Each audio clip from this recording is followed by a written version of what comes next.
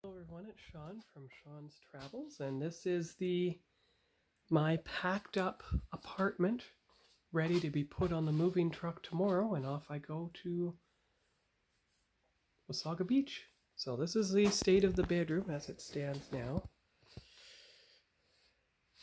There, that's a good picture. Different except for the absence of the shower curtain and the rug. There's the model room, of course. The hallway, that's how it looks now. Let's turn the model room light off. There we go. Of course, come down the hall. That's daylight through the windows. This is the toy room. So you have all the boxes along the walls and everything. And then you come out into the main room, and it is just a sea of boxes now.